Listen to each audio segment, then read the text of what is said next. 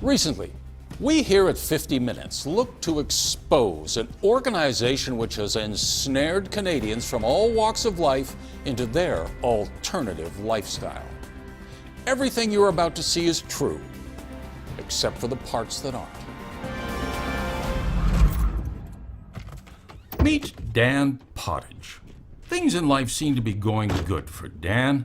He had a successful business, a wife, and young daughter. But Dan also has a problem. He has fallen down a rabbit hole. He has a new hobby, and it's taking a toll on his business, his family, and his plans for the future. Kind of joked that it was a midlife crisis in a way, as being almost 40 years old, doing something completely new. And then I was like, okay, he's gonna do this one. And then he's now doing another. And now I'm just already bracing that there's going to be more after that. I'm a landscape contractor, and I definitely lost some money doing this because I would leave site at 4 every day because we were doing 4 weekdays, and then sometimes there was a 5th one as well.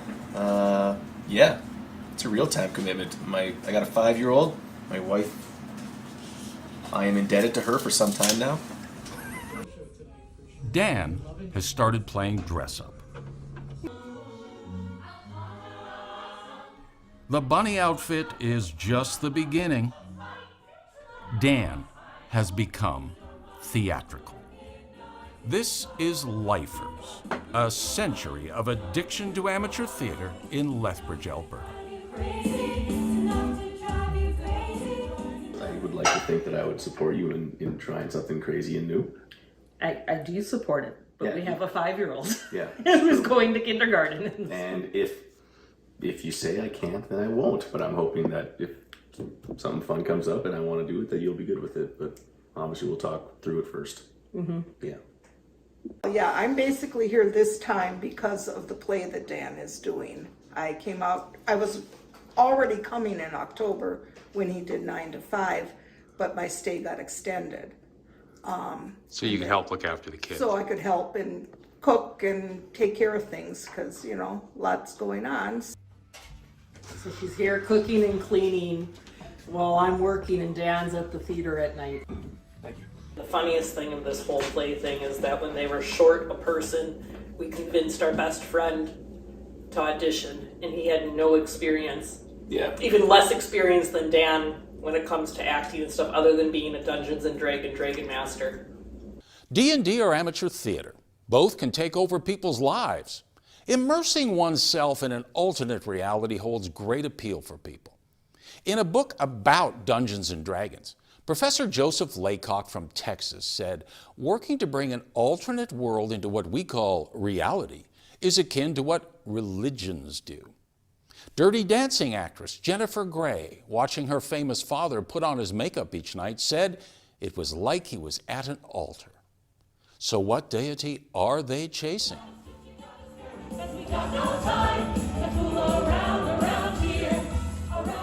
Clearly, these people are not normal.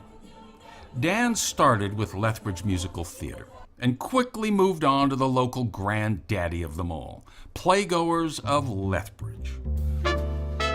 Like many Western Canadian cults of the 18 and 1900s, Playgoers started with a charismatic Englishman, Ernest Sterndale Bennett, the grandson of a famous English composer. In 1923, he published a manifesto in the local paper to try and hook people. Only one guy showed up at first, but soon Playgoers had over 800 members and were filling the local 1,000-seat majestic theater. The addiction had begun. Theater was being mainlined in Lethbridge, to the point where today There are half a dozen amateur theater companies in this city of 100,000. We wanted to know how amateur theater gets such a hold on people. Is it an addiction? Is it the dopamine hits from the bright lights and the applause? Oh, there she is. Okay, come on. What, we wondered, would a support group for these thespians look like? Hi. Are you the head of the Thespians Anonymous meeting? I am. And what are the odds that people can actually get over the theater thing? Well, it's a difficult journey. It's a difficult journey for sure. For some, it takes years, and for others, they never escape the need to be on stage. Now, is it true that you yourself were a member of the Playgoers at one point? Well, I am a member of the Playgoers, but I'm not addicted. I can give it up.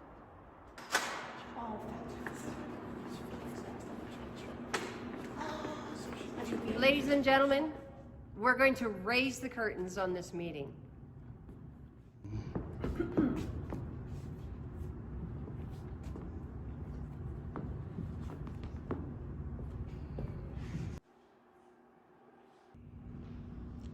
Okay, who's on first? My name is Ashley, and I am a thespian.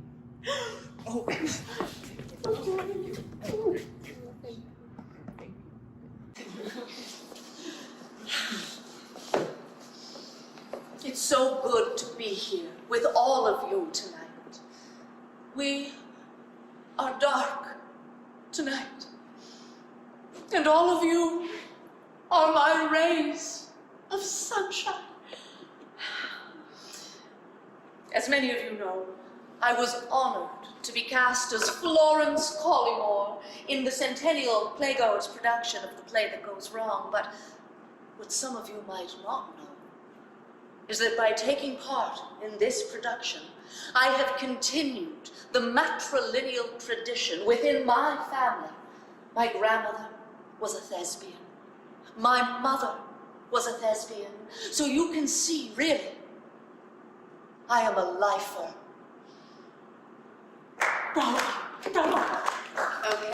Okay, thank you. Theater is one of the things in the world that makes me feel the most alive. I think everybody hits a point in their life where they have to really ask themselves, what makes me feel like I'm giving something back to my community? What makes me feel like I have meaning in my day-to-day life? What gets me excited? What gets my heart rate up? What sparks joy? And for me, theater is one of those big things. Hello. My name is Sheila, and I am a thespian. Sheila. Thank you. Thank you all so very much, my fellow thespians. I haven't received so much care or attention since I won the Best Actress Award for Under 25 at the very last Dominion Drama Festival held in Winnipeg in 1970. It was a thrilling experience. I love being part of a company. I've always really enjoyed that part. It becomes a family within a family for that little, microcosm of time. Of course, there are fewer roles for women of a certain maturity. So I count upon you, all of you, my dear fellow thespians. Thank you.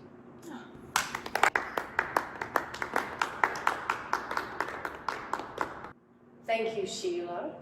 That was very vulnerable of you, admitting that you actually won that award for Best Actress.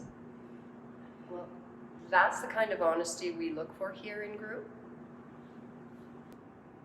I have brought someone here on this dark and stormy night. Someone who has recently become an actor and who needs no introduction. This is Dan. Hi, as you may know, my name's Dan, and guess I'm a thespian. No, not the house. Guys, no, this is... it's so dramatic. Okay, so Wing dramatic. Salt, let Dan catch his breath. I don't even know what I'm doing here. I'm a 39-year-old man, and I just did my first play in the fall. It was Dolly Parton's 9 to 5. And then Playgoers saw it, and they recruited me out of that into doing the play that goes wrong. And I want to thank Jeff for being here, inviting me. It's been hectic at home with all the time away from family, so... Thank you, Dan, and welcome. And no judgment here about your wife. We all know how confusing it can be for the normals, regardless of your personal cost. Loss of money, loss of time, loss of sleep, loss of sense of self. You are all part of an old and noble tradition. So, will you rise with me? There are no small parts, only small actors. Very good, we had a great session. See you next week. Thank you. We tracked down Playgoers historian George Mann. Being involved for so long, what do you think of this concept that people can be addicted to amateur theater? Addicted? Addicted to amateur theater? Oh, no, don't talk to me about things like that. In an earlier interview, George had vague memories of his first hit of amateur theater. My grade 2 class, my teacher wanted to put on a festival at the Camrose School Festival. I was to play the lead role in King Midas and his Golden Touch. And we went off to Camrose, and I, of course, did a magnificent job. What grade are we talking? 2? Grade 2, yeah.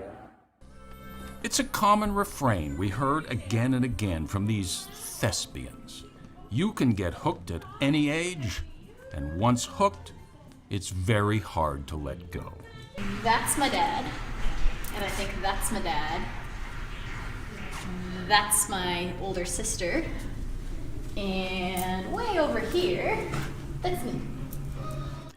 Lethbridge performer Gillian Bracken, in her master's thesis, noted the relationships between performer and audience can be expressed as a bath of energy, which gives volunteer performers a type of compensation not found elsewhere.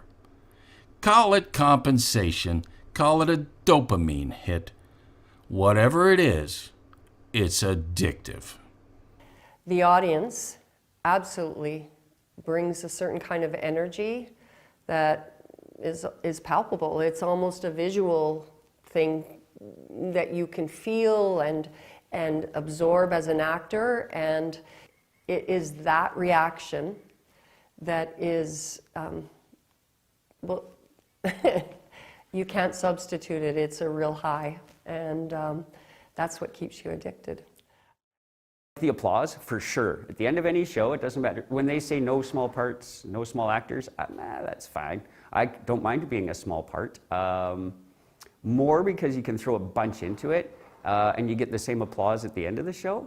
When the applause has that sort of extra spark to it, when people are really excited, when it's almost that same kind of vibe that you get like at a rock show where somebody, like lets out a little hoot, or people are like, yeah, it's a little bit of extra gusto in the applause, then that's a very special thing. The thing is, to get the dopamine hit requires tons of work, because the 2-hour relationship with an audience pales in comparison to the months of hard work the actors do together. So is there more to the story? You are. Once you have a director, things really get rolling. They are in total charge of what gets put on stage. Kind of like a cult leader. What the director says goes. Okay, let's go. Why on earth would he commit suicide? But why on earth would anyone want to murder him? Charles was such a gentle fellow. Generous, kind, true. Philanthropist.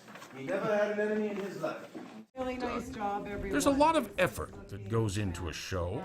Casting, many weeks of rehearsals, repeating lines over and over and over. You just go, James, where's your peach? And you don't add anything to it. Well, it's get 12 feet high overall. Okay. As the show approaches, a whole other crew, the backstage people, get busy, finding props, costumes, furniture, designing the lighting, the sound, and the set. Thinking, we needed some time, an hour, maybe two, just to kind of do the tricks before we do a run on the movie. Most of their work is done off-site. Maybe some, such as here in the Yates Theatre workshop space, until just a day or two before opening night. Then it's move-in time, where everything comes into the theater. It involves hauling, painting, hammering, a lot of moving parts. Every item that appears on stage is somebody's responsibility. Finally, the actors show up for dress rehearsal, via the Sterndale Bennett Theatre, no less. A full run-through of the play happens in real time, and often it's the one time an actor gets to rehearse in the theater. So we need to show Ashley what we're doing? Yes. And apparently that's a bit nerve-wracking, as it's nothing like the rehearsal space. Yes, yeah, walk her through because she's never been through before. That's right.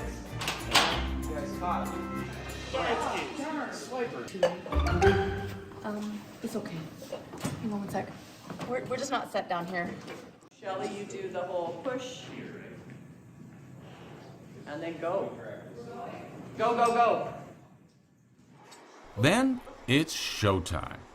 All the work, all the hours, all the camaraderie come together to make it live. Put my gloves on, thus ensuring everything goes smooth. LX 0.8, go.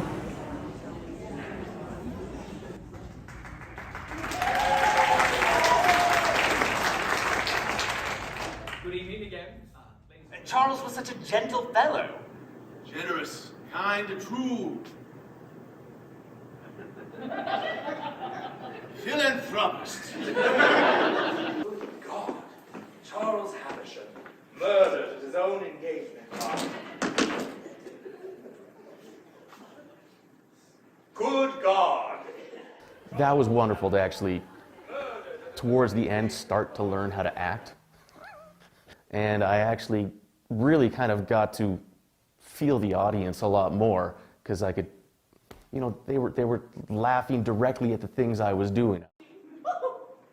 Cecil, quick! Your brother is dead!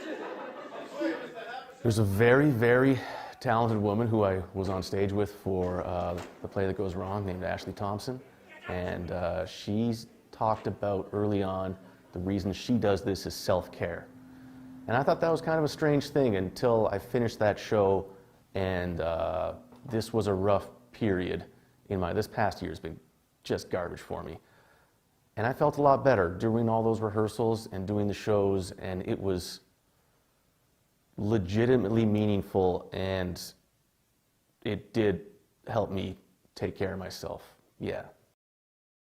What is it, do you think, about theater that so gets in people's blood? I've been reading a book by George Burns, and it's all about his friends who were in vaudeville with him and so forth.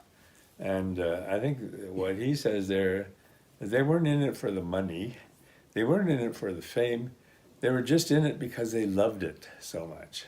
They loved to act, they loved to be performed, they loved the laughter, they loved the applause.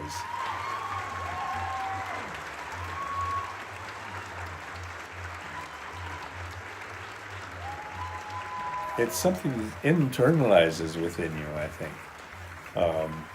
that you are creating something in and of yourself, you know, and it's just kind of a wonderful feeling that you get.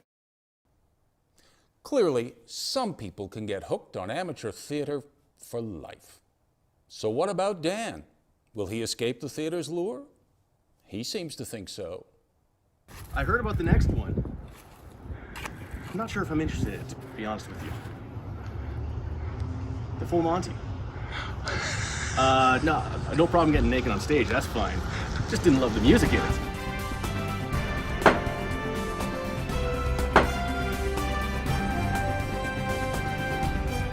Don't expect me to come from Wisconsin every time you get a part in a play. We hope by now you understand just how much you could be risking by getting involved in amateur theater. Untold hours spent with a group of like-minded people, a sense of community and even self-care, and to top it all off, applause and adulation. It all sounds horrible. I'm Alan Gibson, and this has been 50 Minutes. What? 21 minutes.